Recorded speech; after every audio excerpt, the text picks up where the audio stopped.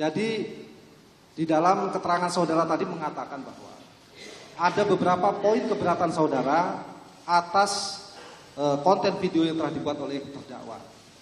Yaitu antara lain di situ perkataan. Pertama, jadi Luhut bisa dibilang bermain-main di dalam pertambangan yang terjadi di Papua pada saat ini. Itu satu poin. Terus yang kedua, saudara juga menerangkan ada keberatan terkait dengan judul kontennya. Yaitu ada lot Luhut. Ada lot Luhut di balik relasi ekonomi dan operasi militer di Intan Jaya, Papua. Ada juga Jenderal Bin ngehantam. Itu judulnya keberatan yang kedua. Dan yang ketiga terkait dengan pernyataan yang mengatakan bahwa ada pernyataan yang mengarahkan kepada saudara bahwa dianalogikan sebagai seorang penjahat. Nah, saya ingin menggali lebih lanjut, apakah perkataan-perkataan yang disampaikan oleh saudara Haris Hasan ini adalah merupakan perkataan yang benar sesuai dengan data dan fakta, atau merupakan perkataan-perkataan yang tidak benar, atau merupakan berita yang bohong sesuai dengan dakwaan kami. Pertama, saudara dibilang bermain-main di pertambangan di Papua saat ini. Coba tegaskan kembali, apakah, coba ingat-ingat, apakah saudara selama ini sampai detik ini, saudara memang pernah ada bermain-main pertambangan di Papua? Coba terangkan, Saksi. Yang mulia, saya sama sekali tidak ada waktu untuk bermain-main itu. Saya memfokuskan diri saya pada tugas pokok saya. Saya nggak ada waktu untuk itu. Dan janji saya pada diri saya, memang saya tidak mau berbisnis selama saya menjadi pejabat negara. Dan itu saya janji sampai hari ini. Dan saya ingin selesaikan tugas saya sampai 2024. Seperti itu. Karena itu saya kira penting pembelajaran buat anak-anak muda di kantor saya.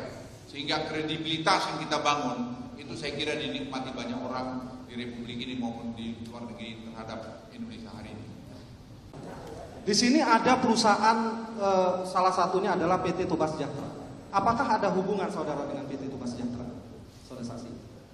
Saya tidak tahu persis lagi karena saya jujur sejak saya masuk di kabinet saya tidak pernah mencampuri usaha lagi. Saya sudah pull out dari situ. Tidak Tapi pernah. sepanjang yang saya tahu tidak ada sama sekali.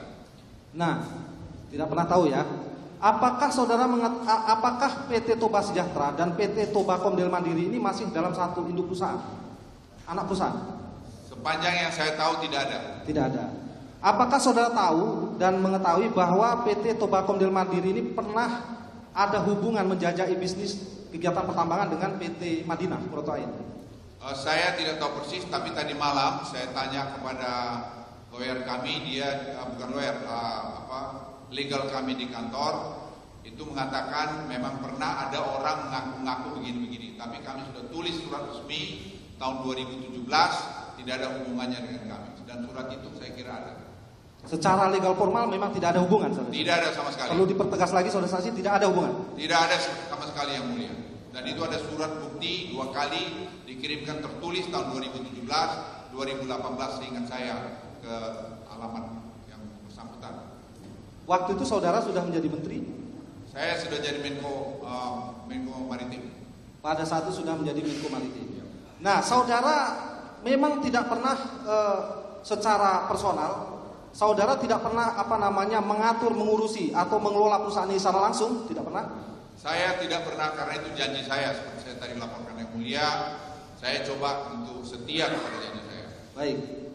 Sekarang terkait dengan keberatan-keberatan yang lain, yaitu menghubungkan antara relasi ekonomi dengan operasi militer. Nah, ini operasi militer ini. Coba pertegas lagi, Saksi. Apakah operasi-operasi militer yang ada di Papua itu, ya kan, yang terjadi di Papua saat ini, mulai dari operasi Nemangkawi dan lain-lain sebagaimana disebutkan dalam kajian cepat, itu adalah merupakan bagian daripada kepentingan ekonomi dan pertambangan saudara Saksi. Jelaskan. Yang mulia, tuduhan itu sebenarnya sangat menyakitkan lagi. Bagaimana saya bisa mencampuri operasi militer di Papua? Apa garis komandonya? Kalau saya dulu Menko Polhukam, saya memang memberikan mencampuri masalah Kosovo. Tapi tidak pernah selama saya jadi Menko Marves itu untuk mengurus itu lagi. Tidak ada. Jadi kalau ada tuduhan-tuduhan atau pikiran seperti itu yang mulia, itu saya kira yang dicari-cari. Baik, di sini ada juga terkait dengan fakta bahwa ada kepentingan untuk membuka akses jalan ke lokasi tambang. Nah, apakah Jalan Trans Papua seperti yang kita ketahui, seperti yang sekarang sedang digalakkan pembangunannya oleh pemerintah, itu juga merupakan bagian daripada kepentingan saudara untuk bermain tambang di sana. Saudara saksi, silakan jelaskan. Yang mulia, itu terlalu naif lagi. Itu program Presiden Joko Widodo memang membuat Trans Papua itu. Jadi tidak ada hubungannya sama sekali dengan itu. Tidak ada hubungan ya, saudara saksi ya.